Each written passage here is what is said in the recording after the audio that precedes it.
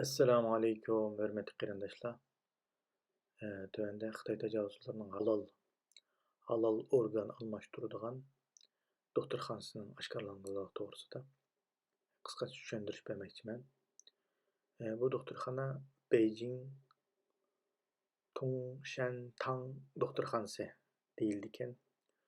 Buning qurilgan vaqti 2016-yili qurilgan deb qisqacha tarixida shunday yozilgan ekan. 2018-yili bu Xitoyning bir xalqaro tekshirish nimasidan o'tgan ekan. Hozir mana ko'rganimizdek dahshatli bezilgan maxsus börek almashtiradigan doktorxona ekan.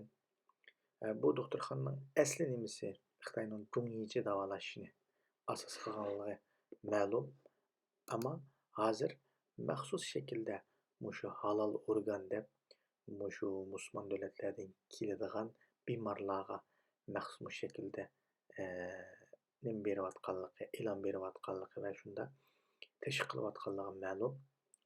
Yuqorida tuvanda yana 3 arab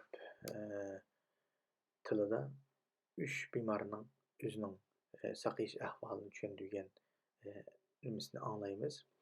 Ammo bu yerda asosligi bu doktorxonaniki halol organni tashviq qilib, bu halol organning börekning kelish manbasini aniq demagan bo'lsa-mu, ammo 2016-yilda qurilganligi bugungi kunda kengayib, buning necha ming kvadrat metrlik ya yashamatlik bezish bilan teng bir shaklda arab davlatlaridan keladigan bemorlarga tashviq nimani kuchaytirayotganligi ma'lum.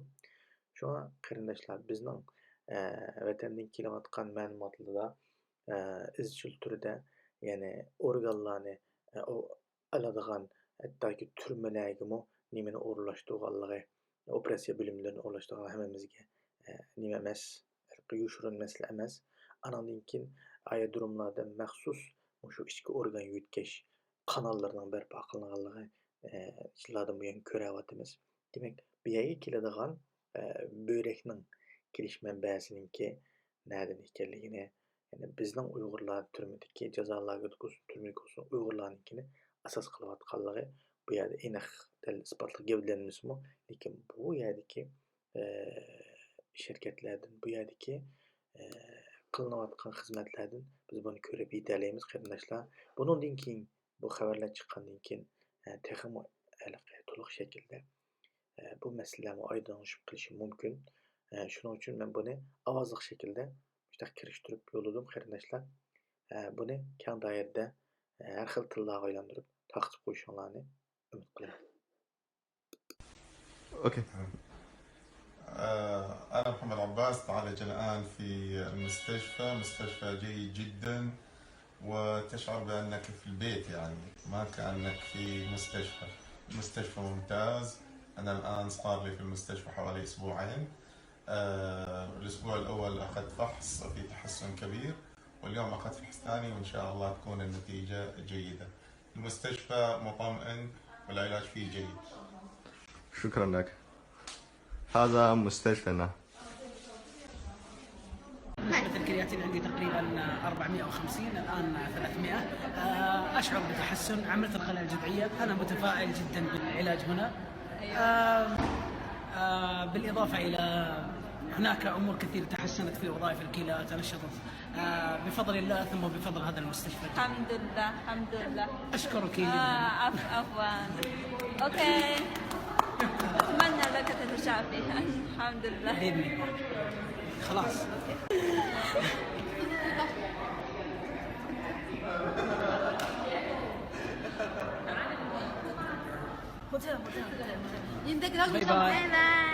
باي باي. اوكي. السلام عليكم ورحمة الله وبركاته. أنا راشد بن سعيد من سلطنة عمان، عمري 14 سنة وأعاني من مرض الكلى. جميع الناس يعرف الآن أنني أعاني من مرض الكلى، وهذا ملازمة الكلى ظهرت لي في سن مبكرة. أتذكر عندما كنت في السنة السابعة ذهبت مع أبي لأرى العديد من الأطباء في سلطنة عمان. أفضل طبيب في سلطنة عمان وفي أفضل مستشفى في سلطنة عمان. ذهبت أيضا إلى الهند وبريطانيا، لكن جميع الأطباء في هذه البلدان أعطوني نفس طريقة العلاج، هي استخدام الكورتيزون والعوامل المثبتة للمناعة. على الرغم من أن هذا الدواء يمكن أن يتحكم في حالة المرض، لكن في أن كثير من الأحيان ترجع إلى حالته المريضة، لذلك لم يتعافى جسمي في هذه السنوات.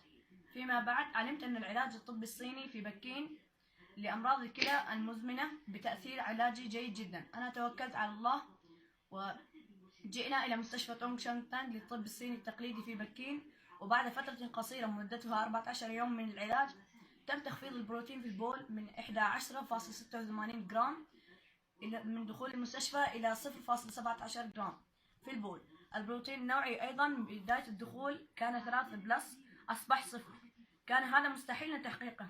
أنا كنت أعالج سابقا في مستشفيات أخرى، أهم شيء هو الآن الزلال في دمي منخفض جدا، كان هو في 17.8 جرام، لقد ارتفع إلى 9.1 جرام.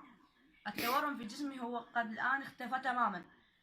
كان وزني 64 كيلو جرام، أصبح 57 خلال هذه الفترة من علاج الصين. أنا الآن ممنون جدا لطبيبي دكتور روبين وفريقه البروفيسور، هم الذين أعطوني جسما صحيا، وأشكرهم وأقول لهم شكرا على إعطاء الجسم الصحي.